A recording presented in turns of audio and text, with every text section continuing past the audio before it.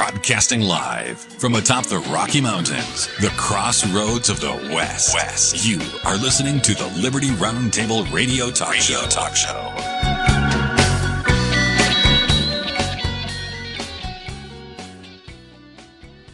Happy to have you along, my fellow Americans. Sam Bushman live on your radio. Hard-hitting news the networks refuse to use, no doubt, starts now. This is the broadcast for December 2nd in the year of our Lord 2025. We're going to start busting out the Christmas music here pretty soon. We'll get on that right away. Part of the problem is you don't want to start way too early because then it kind of gets worn out if everybody plays Christmas music. But at the same time, you want to bring in the Christmas season. That's something that should be high on our agenda, to say the least. Welcome to the show. Hope you're all doing absolutely fantastic. The goal is to promote God, family, and country, and to protect life, liberty, and property, and to do so on your radio in the traditions of our founding fathers. Folks, we reject revolution. Unless it's a Jesus revolution, then we're in, because we follow the Prince of Peace. It's all about peace. It's all about prosperity. It's all about the American people and families. And, man, there's so much to cover today in the news. We're going to get Richard Mack with us as a guest here in just a second. And there's so much going on. I'm traveling. Whenever I travel, it's really hard to do video. Although we're putting together some pieces in place to start doing video from the road, too. The problem is a lot of times connectivity. You know, when you have big money, you can just pay for internet anywhere you go, and it doesn't matter if it's expensive or not. But for us, we try to keep a lid on costs, and so it's something that we got to be very, very cognizant of, very careful of. It is Giving Tuesday. What the heck is Giving Tuesday, you might ask? Well, it's a time where they say you can give. Now, it's interesting to me that you have, what do they call it? Black Friday, Cyber Monday, Small Business Saturday, whatever. And then Giving Tuesday is at the end of all that. Maybe you ought to think about a little more giving before you get, right? Maybe giving, Thursday, then Black Friday, then Small Business Saturday, then Cyber Monday. Maybe it should go like that. Maybe you ought to give a little more before you receive. Without further ado, Sheriff Mack, welcome back to the broadcast, sir. Thanks, Sam. It's great to be with you this beautiful Arizona morning. And I mean beautiful because I just spent the last 5 days in Coeur d'Alene. So, yeah. Was Coeur d'Alene cold or was it awesome? Yeah, it was not as cold as we anticipated, but because we check the weather out before we go. We do that everywhere we go. So the highs were about 33, 34, and it was raining a little bit. The highs were 34. That's freezing cold. Yeah, it is. Yeah. So when the rain's coming down, that's cold. Now, if it's a sunny day, it's not so bad, right? Oh, yeah, right. And so when we were leaving, the day we were leaving, it was beautiful, and it's still beautiful. I mean, Coeur d'Alene is absolutely breathtaking. The lakes that they have there, the mountains, and just the view. It's clean, it's clear, and great environment and great people.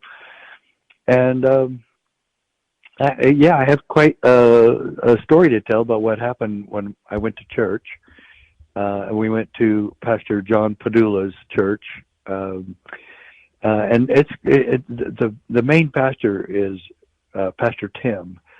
And his last name escapes me. Everybody just calls him Pastor Tim. But he has an amazing story. He was already a very prolific pastor. Look, Pastor Padula and Pastor Tim are some of the greatest people, the best Christians I've ever known in my life. And Pastor Tim was shot. Somebody tried to kill him about 4 or 5 years ago, maybe longer, but anyway, he was shot 5 times and he survived. And he went and met with the person who shot him, and he forgave him and hugged him, and he's actually been trying to get him out of prison. So I don't know if that's a good idea, but regardless, he has a true Christian heart, and he's gone on with his work. And you can't even tell, he shows no physical signs of it, although I do believe he is experiencing pain from it and problems. He doesn't let them be manifest at all. So what a great man, great example, and he has a rehab center there, and one of my children, who you know very well, obviously, just graduated from that. We've been trying to get Jimmy help for a long time, and he got it, and he graduated, and he spoke in church yesterday, and it was really tremendous. And there's nothing greater than to have a repentant soul return to the fold, and this is exactly what happened to our son. And Dawn and I were there to celebrate this with him and to see this new life that he is pursuing. Well, a huge shout out to Jimmy for his success. Our prayers are with him. A huge shout out to the pastor. You know, that story just lets me kind of know and confirms to me that, you know, the Lord needs him here. There's greater work for the pastor to do, and the Lord's given him a lease on life to get it done. You got to love and respect and appreciate that too. And it just goes to show that, you know what, we never want to give up on one another ever, right? Yeah. And anyway, there was one other thing that happened while we were there. I need to tell you, and I don't mind sharing this publicly, because right after, there were 3 graduates that spoke, Jimmy and 2 other men, and they bear their it's a testimony time. It's a testimony meeting for them to take a few minutes and express the happiness they feel now being drug-free and having their new life to pursue. And that was really touching. But I asked Pastor Padula if I could say a few words, and I meant a few words. You know, I can go too long sometimes, but I wasn't going to. In fact, I took 60 seconds. And I was quite emotional at the beginning, saying how grateful we were to have our son back, that our son was lost, but now he is found. But then something else happened. Another miracle happened, Sam. As you know, the sheriff up there is Sheriff Norris, and he and I have never gotten along. And I campaigned for another candidate when he first ran about 5-6 years ago. And one of the things I didn't like about him was that he's from Los Angeles, and he moves to a nice conservative area. And he grew up in Los Angeles Police Department. And anyway, I never really gave him much of a chance. And I did reach out to him 2 or 3 times, and he never responded. And then anyway, we've had some interactions and we've had some talks, but they've all been pretty contentious. And I told him I was totally willing to talk to him anytime. And he actually reached out to me one time and said, "Oh, I hear that you say that I'm not constitutional. What is it that I've done unconstitutional?" Well, I tried having him a talk about that, but then he wouldn't answer the calls. So I just left it. And so there's been this negative aura about us and between us, and our relationship is, as I said, kind of contentious. And he was there because he and his wife helped get one of the other rehab guys that spoke yesterday. They helped him get into that rehab. And Pastor Padula and he have had a renewal of their relationship.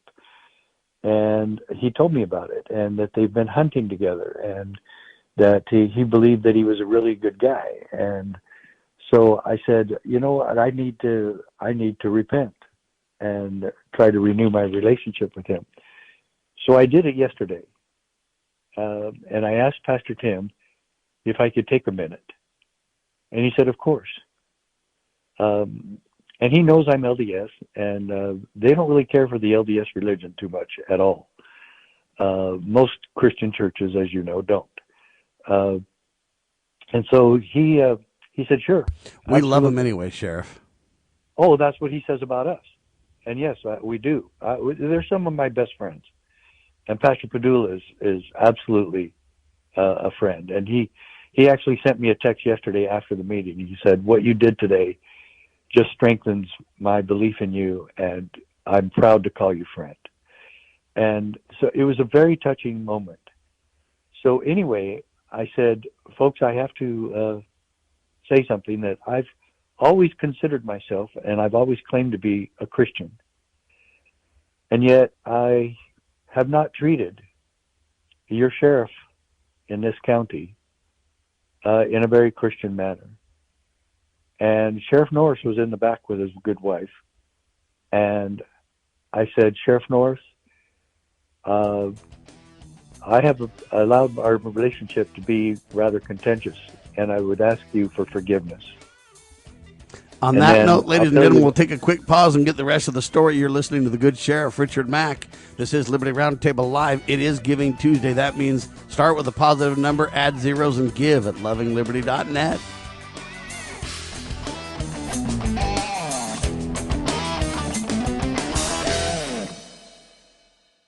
You know where the solution can be found, Mr. President?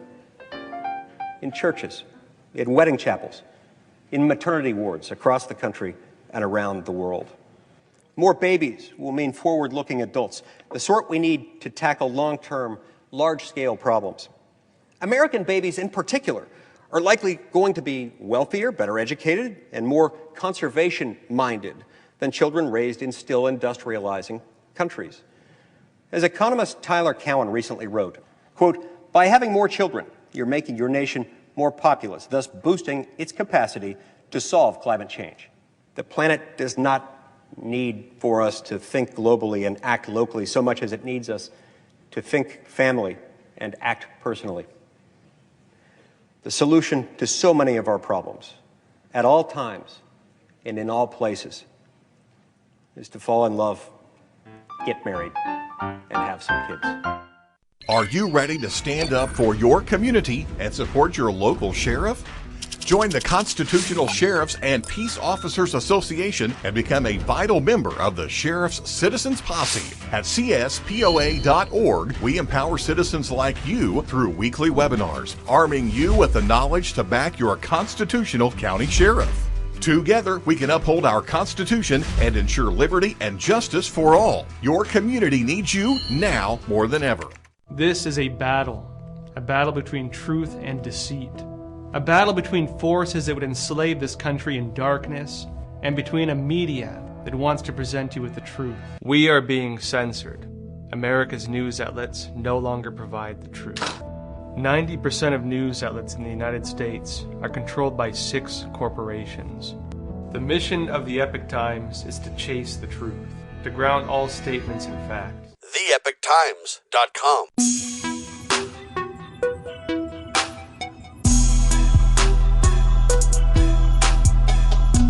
Coming off of an incredible Thanksgiving weekend full of gratitude and appreciation for God, family, and country, and the protection of life, liberty, and property. Sheriff Richard Mack with me today. We're talking about his elongated weekend, the wonderful opportunity for his son, the church worship service that the good sheriff and his family was able to attend, and Sheriff Mack on your radio repenting, trying to be a better Christian. So you basically stood up and said, hey, you know what, I want your forgiveness. I want to repent. I want to change. Sheriff, continue. Yeah, it was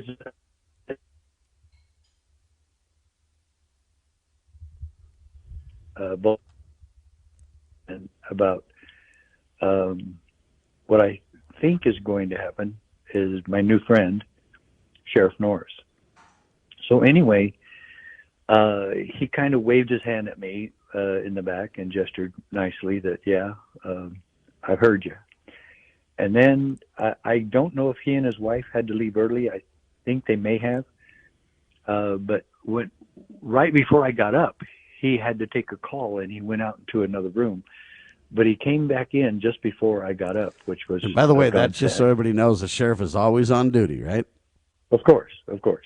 And that's the point. And so anyway, he came over to my seat, and I was sitting up towards the front, about 4 rows back from the front. And he came up, and this is during the meeting, while Pastor Tim was speaking. And there was a guy sitting next to me, but there was an empty chair there. He sat down, and he reached over and shook my hand. And people asked me what he said, and I said he didn't say anything. We just communed, and we looked each other in the eye. And I gave him my card, and I said, give me a call sometime. And I said, thank you so much. Thank you. And that was it. So I say this because one is I think there's been some sheriffs that I've been a little bit too contentious with. Obviously, some of them have said things to me and about me that I didn't like, but I kind of responded in kind instead of responding kindly, and as a Christian. And so that's what I hope the new leaf that I'm turning.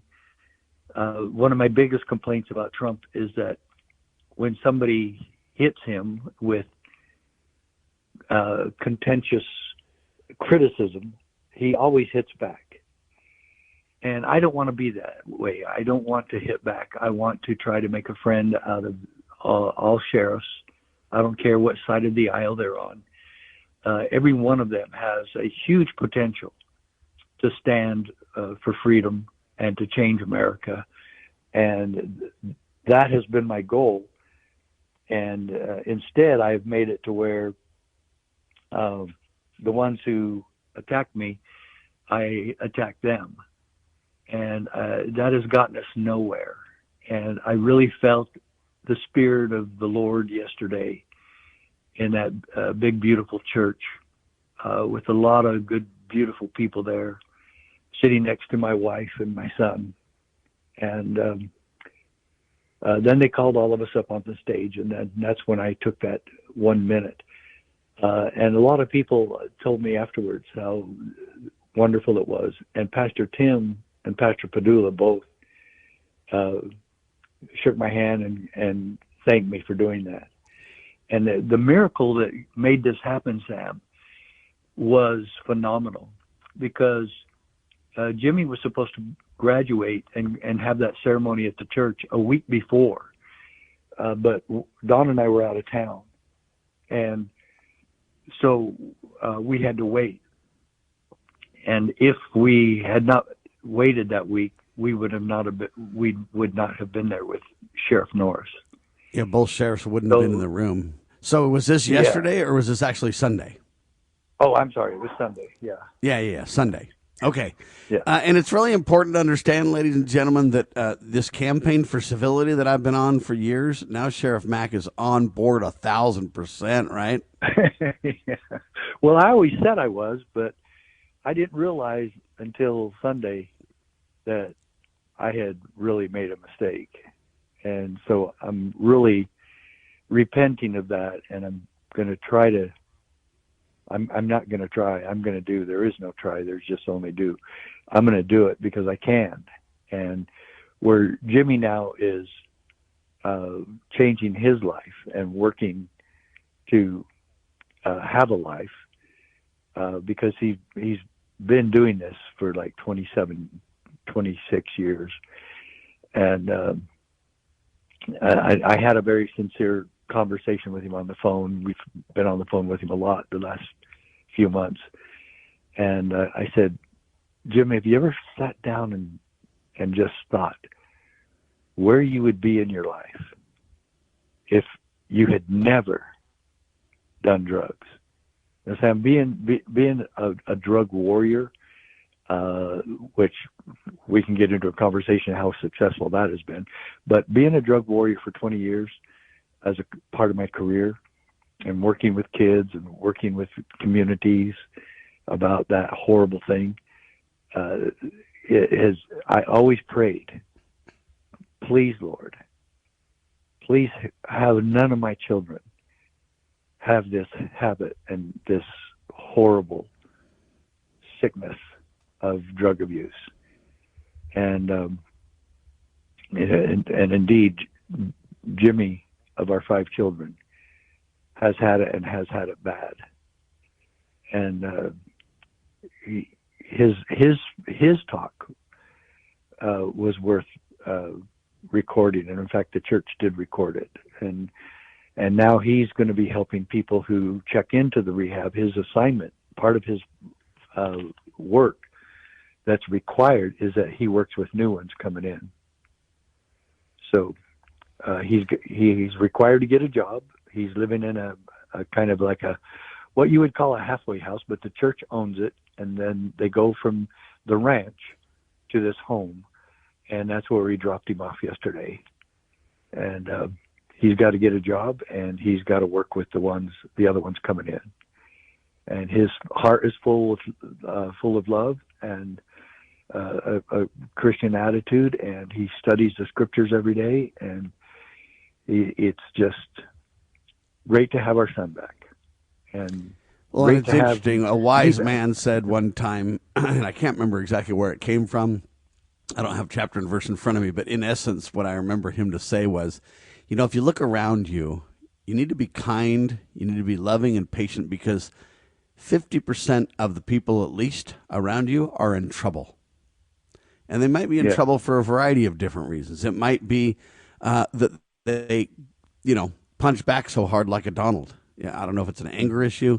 I don't know if it's a, just a response that you've learned over time. But we in society have learned that over time, that, hey, you got to get the best of somebody. So-and-so went on so-and-so's show and, clean the floor with them, or whatever the case may be. We've kind of been taught that our whole lives in the media and in the public eye and everything else. And so many of us are recovering, some of us from drugs, some of us from relationships gone bad that are not the person's fault. They've been wronged somehow. Or whether it be, behavior, or whether it be people are suffering from emotional situations. Anyway, 50% of the people, at least around you, are in trouble in some way. And most of the time it's not evident, right? It's not visually apparent what's happening. But it still is a situation where we need to bring kindness and comfort and strength at baptism as Christians. And I don't care if you're a member of the Church of Jesus Christ of Latter-day Saints or a different Christian religion.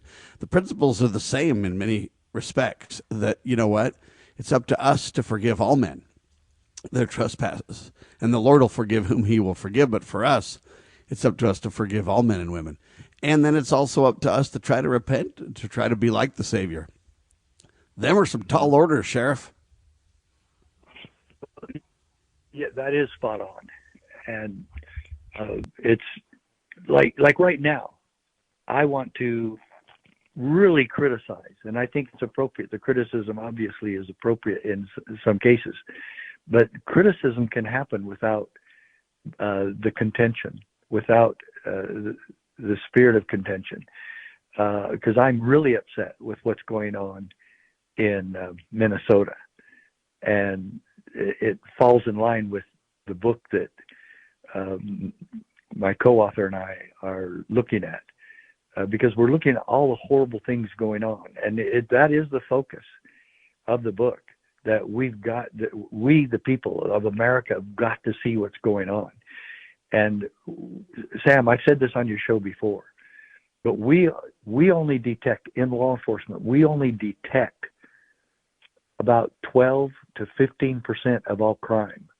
Most crime goes unreported for sometimes victims don't want to report being victimized and being subject to the crime that they were victimized of, especially rape victims. Sometimes they don't want to go to court. I've talked to women who have been raped, and they say, I'm not going. So and oftentimes they're afraid of the perpetrator. Oftentimes they don't want to relive the incident. Oftentimes, there's a lot of complicated issues there, ladies and gentlemen. But know this, the campaign for civility marches on. The quest to do better, to be better as Christians continues. We've got a lot of work ahead of us. Forgiveness on one side, repentance on the other, and every one of us needs a healthy dose. That's for sure. We can criticize by dealing with issues, not attacking people personally. You're listening to the one and only hard-hitting Liberty Roundtable Live.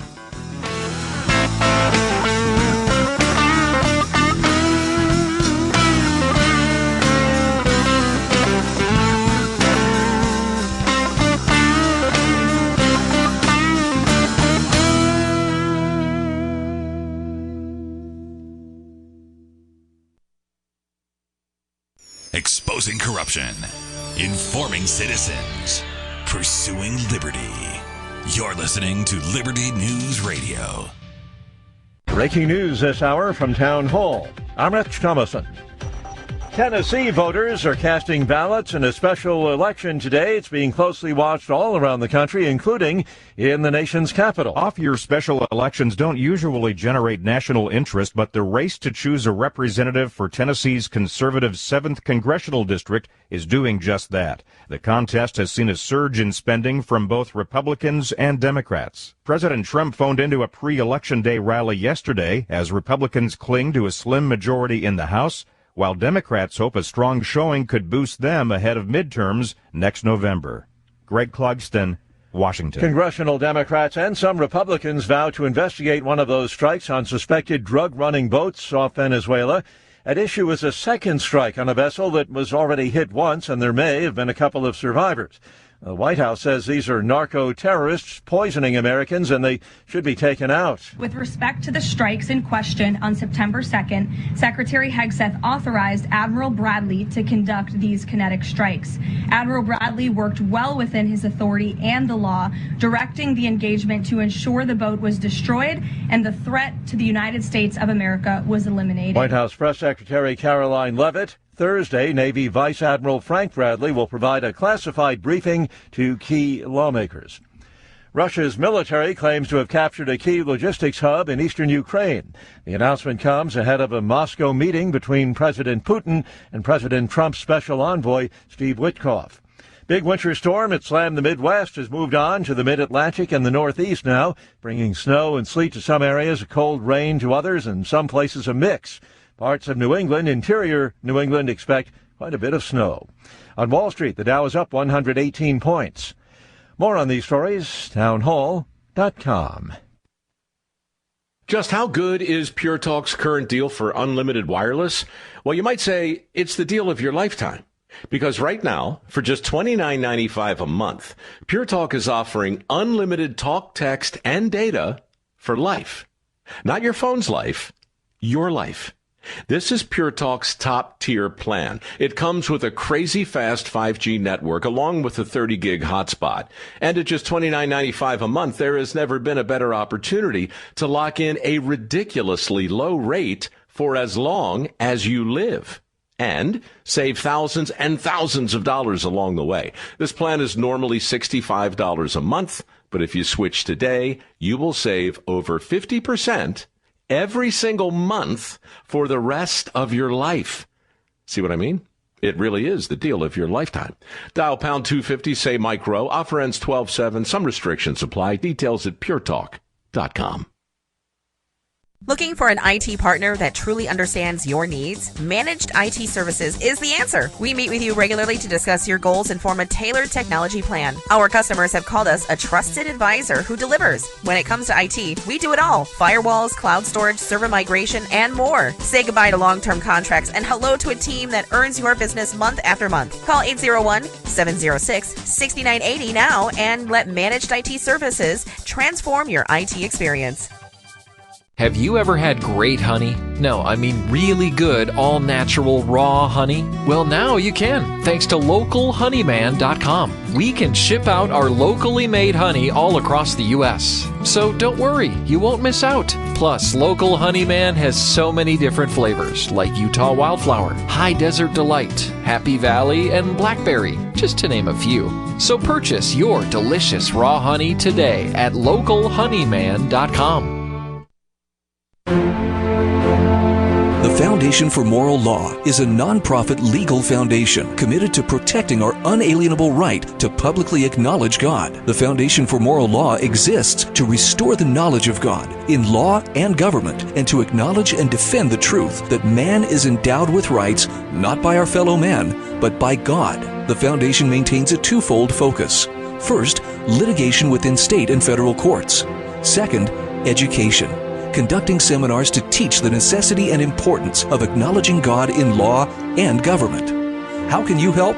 Please make a tax-deductible contribution, allowing Foundation attorneys to continue the fight. You may also purchase various Foundation products as well at morallaw.org. Located in Montgomery, Alabama, the Foundation for Moral Law is a nonprofit, tax-exempt 501c3 founded by Judge Roy Moore. Please partner with us to achieve this important mission. morallaw.org.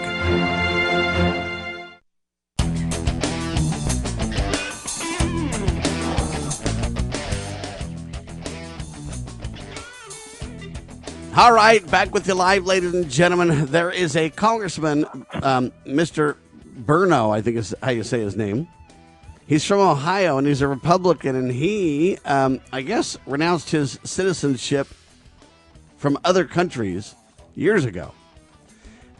He was a Colombian citizen, I think it is, and he basically renounced that, became an American, was delighted to become an American. He said, when I turned 18, I jumped at the chance to become an American, and I've basically rejected all citizenship to any other countries. And so he's put legislation into the hopper now, Sheriff, to say you cannot have dual citizenship anymore. Let's double down and have loyalty to the United States. You're either in or you're out, baby.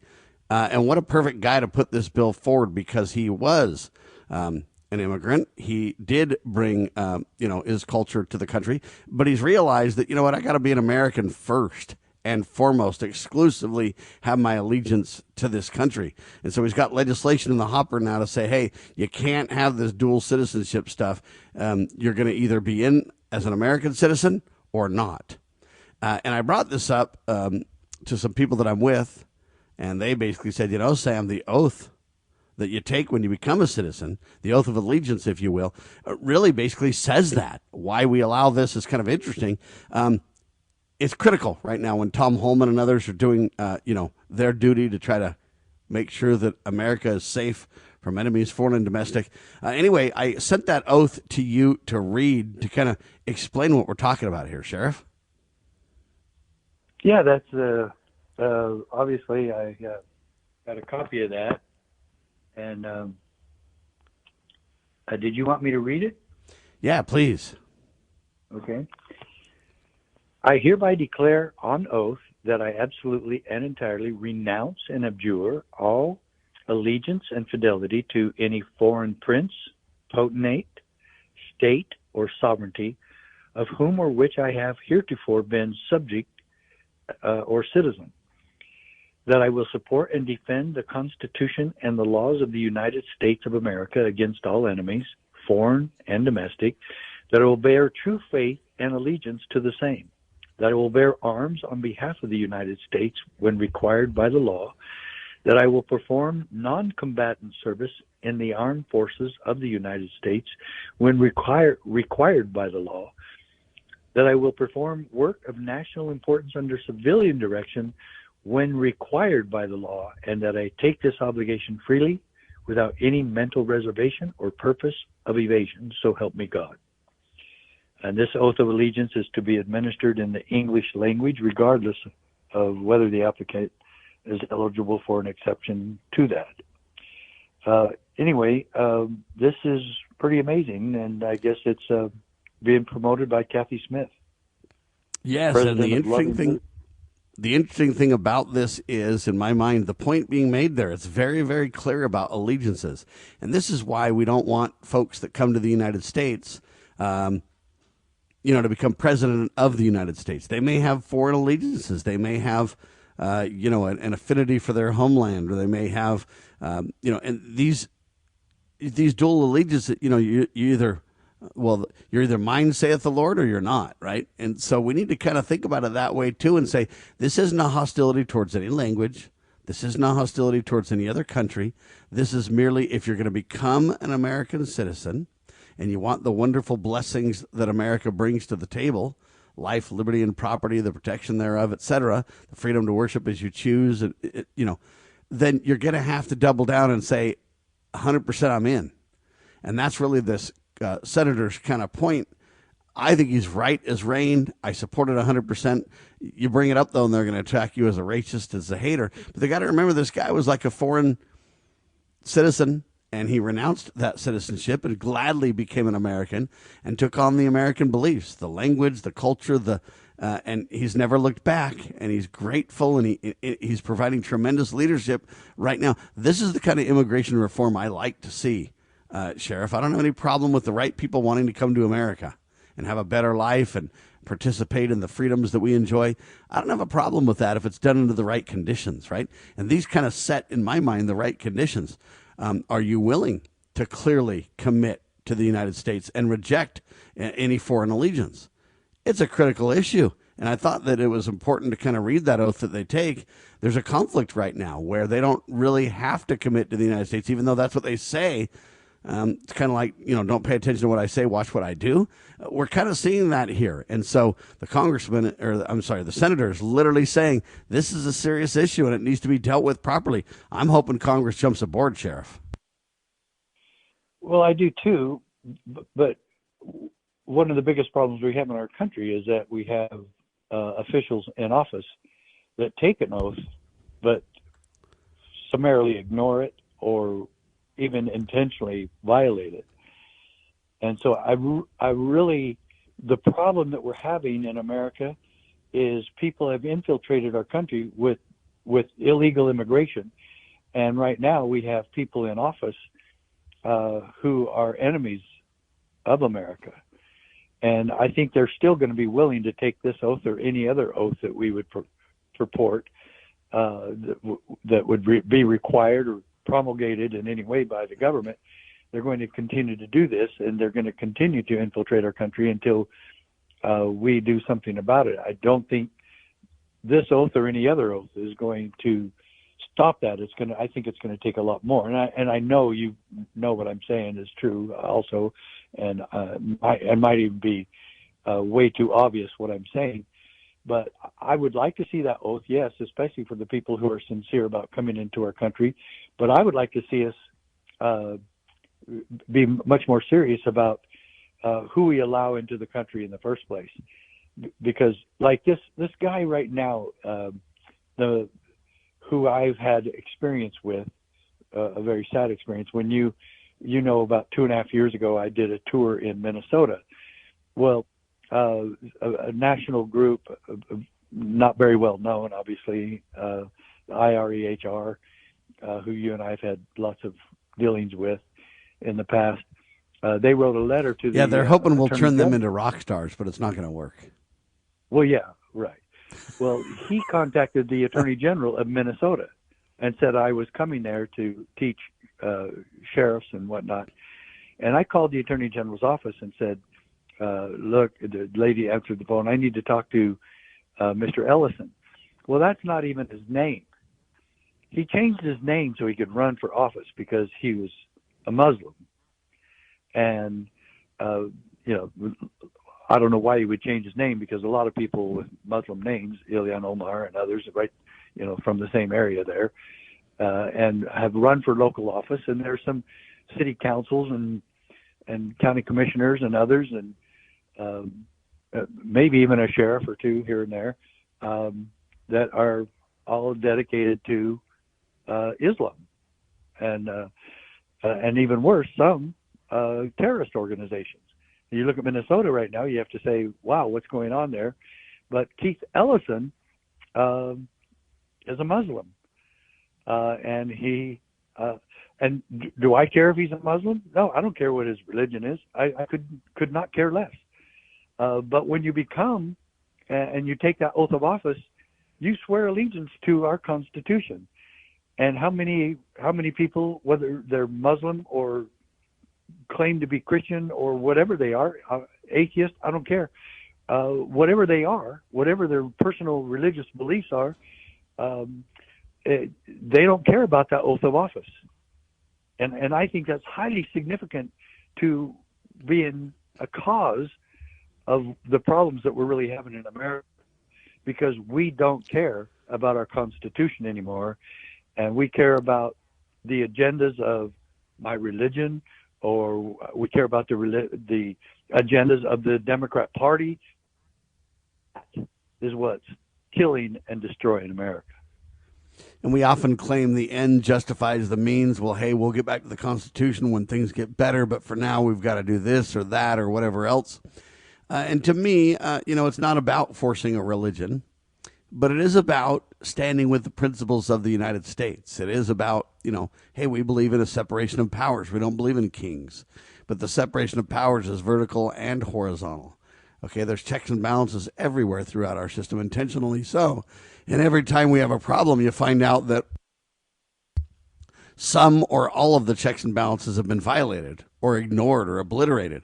When things work right, the checks and balances have been properly, carried out. And that's really what we need to see. And I love a lot of what President Trump has done, but I really believe Congress has let him down and the people down. They need to codify a lot of what he's done. I agree that all that President Trump has done isn't great, but Congress has an obligation to support the president when he's right. I'll just give you a quick example. When we have these sinking of these drug boats, I don't have any problem if we say that, hey, we need to protect our shores and whatever. But we need to have Congress provide mark and reprisal, provide guidance and funding, not just let the president take over that authority and power.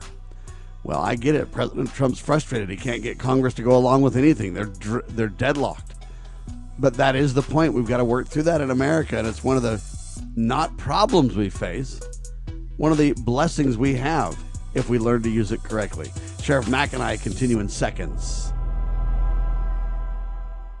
As you are aware, America is divided over every fault line possible. This is intentionally fostered by those who do not love God, family, or country. We believe a peaceful future as a free people absolutely depends on civility. Clarion Call for Civility is looking for funding and volunteers at every level to make our hopes and efforts a reality. Please donate, sign our pledge, and help us in our sacred cause. Please visit callforcivility.com for more details. Callforcivility.com. Bypass the mainstream narrative with Liberty News Radio at libertynewsradio.com. Engage with charismatic hosts live or on demand.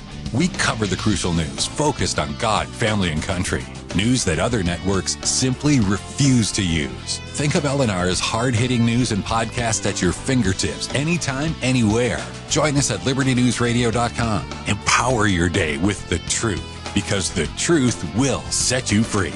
libertynewsradio.com. Mom, you don't know anything about me anymore. Honey, I know you're good at math. You don't like English. I know Ryan smiled at you yesterday at school. I know your favorite color is purple. And I know you don't like mushrooms. And who can blame you? I mean, mushrooms are a fungus, and people generally try to avoid funguses. Or is it fungi? I'm never quite sure. But, either way, I mean, penicillin is good. Penicillin is a mold. Huh. Well, I guess you're right. So you like penicillin, but not mushrooms. No matter what you talk about, love is what they'll hear. Mom, if we talk, will you be quiet? Love to. A thought from the Church of Jesus Christ of Latter-day Saints. Visit us at Mormon.org.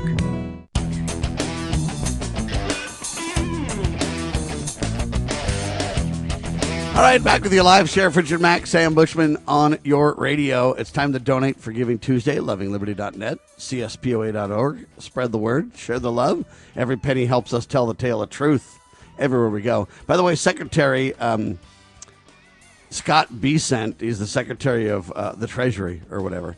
He basically says that Donald Trump is going to announce a successor to be the Federal Reserve chairman here before Christmas, and they've narrowed it down to 5 people. I got a question. Why do we have to have a successor to the Federal Reserve? Why not just shut it down? It's interesting. It's not government. It's not in any way proper role of government. You've got the constitutional currency, which is gold and silver. Then you've got this Federal Reserve banking cartel, 12 literal banks that control, finance in America. They've got a monopoly on money.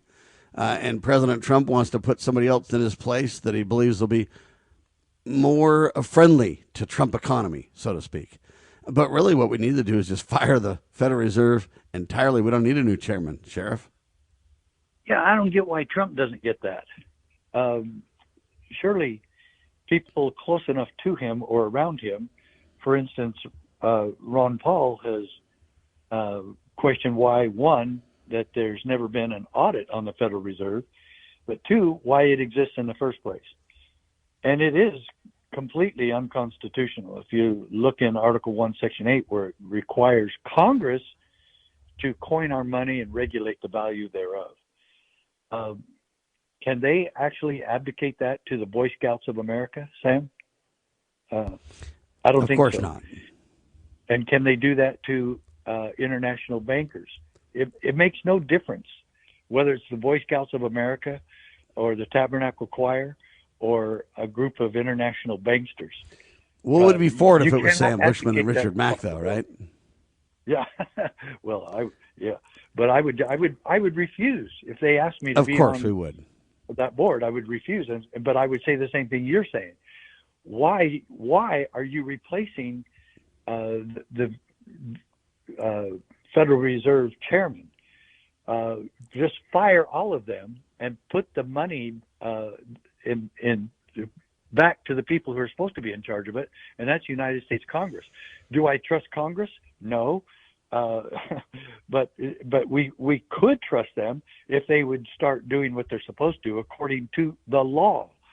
And that's what that oath just says. We're supposed to be following the law.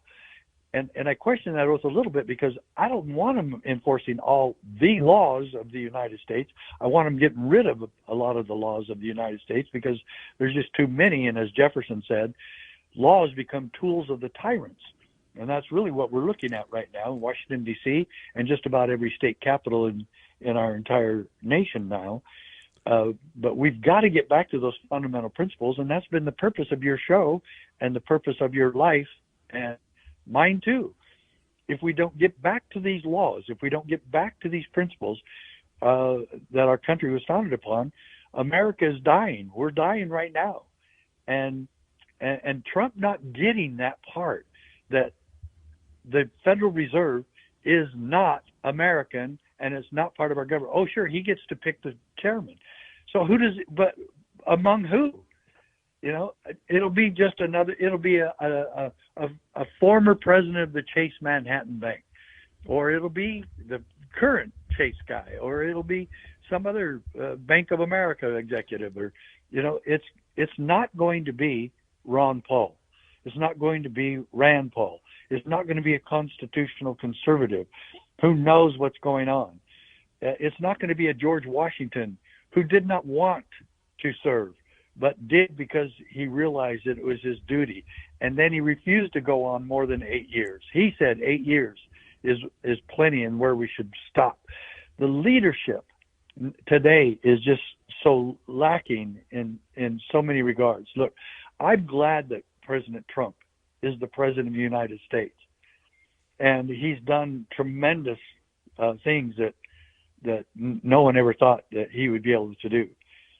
But we've really got to, and you and I have been screaming this for years, and maybe not screaming, but putting this out with all of our energy and hearts and souls, that we've got to return to this, and we've got to get rid of the Federal Reserve. We've got to get rid of the IRS. We've got to defund Planned Parenthood. We can't continue to look. Minnesota looks like they had a $1 billion fraud that government seems to be promoting, and that they didn't just turn their backs on it and ignore this. They were promoting this, Sam. And looks well, they were, and why, for example, they're claiming Tim Walz is a problem, and he was involved, or whatever the case may be. But I look at a lot of this and just go, what about when he was running for office? We didn't seem to bring that up then. How come it's being brought up now? And it kind of makes you wonder, what the intentions are here. Yeah, it's been going on for years, and he knew about it. And the worst of it is that we absolutely know. No, this is at least we know that he knew about it and did nothing.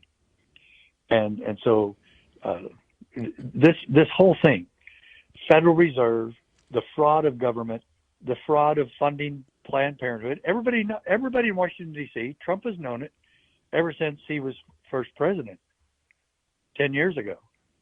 It's well, are they going to do something about it now, you think, Sheriff? Are they going to go ahead and take care of business, or are we just going to hear how horrible it is? We've got to make it where other people are telling him. Why isn't Andy Biggs saying, President Trump, do not pick a new chairman for Federal Reserve. Dissolve the Federal Reserve, and let's get it back. And then quote the Constitution to him. Why isn't Andy Biggs doing that? He's my congressman. He's part of. Why isn't Jordan, the guy, all of them that are on the Freedom Jim Jordan, Party. Jim Jordan. Why isn't he doing something? Why? Well, and if they want to start a little soft and educate the public as they go so they don't get slaughtered, hey, start out by saying we're going to audit Fort Knox. We're going to go ahead and take a look in there and see what's going on. And, didn't Trump kind of hint at that on the campaign trail? He didn't hint on it. He and Elon Musk were saying they were going to do it. They said they were going to do it. I'm just still waiting for that to happen. Now, Donald Trump also said first day we're going to get rid of gun-free zones. Remember that one? Oh, yeah. We still have gun-restricted zones, right? Yeah, I'm afraid so. But, yeah. I mean, you could get rid of them first day if you tried, though. You just say we're not going to have gun-free zones anymore in America. Now you could say, well, that requires Congress. You could say, well, that would require an act of Congress, but my response is I don't think so. And the reason I don't think so is because we already have the Second Amendment, and any law that conflicts with the Second Amendment is a law that never was. You can't have laws that supersede the supreme law, right? But we still have the lady in charge of the Department of Education saying that they're still trying to get rid of the Department of Education. But yeah, but they're not really getting rid of it. It's a shell game. It's a con game. All they're doing is taking all the different functions and passing them to other departments to carry forward. And then they're going to claim they got rid of the education department, but it's just going to be smoke and mirrors. If I have 10 responsibilities and I give those responsibilities to 10 different other agencies, and then I say, okay, there's nothing here now, we're going to get rid of that. We really played games. We haven't got rid of it at all. And if you think the education department's bad when it comes to your children in terms of, monitoring them for mental health issues or whatever, you just wait till that gets under the Department of Health and Human Services. It's going to be a gazillion times worse. There's going to be a lot more power, a lot more authority to manipulate. And so really what we've done is we've pretended we're getting rid of the education department, but all we've done is let the deep state arm, so to speak. All we've done is let them double down and consolidate and concentrate power. And I don't mean to be negative, but I'm just telling you, I challenge anyone to debate me on this. What have we really gotten rid of? And the answer is nothing. No. It's in name only. What do you call a rhino that pretends they're going to get rid of the education department and then they really don't? They just transfer it to is it a dino? What is it? Yeah. It's not happening. And if President Trump, when he said it needs to be put back to the states, well, if they would just do that, I don't see how that would be very difficult, because every state and every county already has departments of education. Every state. All you'd have to do is say, you guys are now in charge and in charge of funding your own education. The federal government is not going to take funds from the states and form our own Department of Education or what education standards have to be. You're on your own. States, good luck. And by the way, for it to be official, you have to give it an official name. So what we'd call it is Operation Get Out the Way, right? Yeah. Yeah.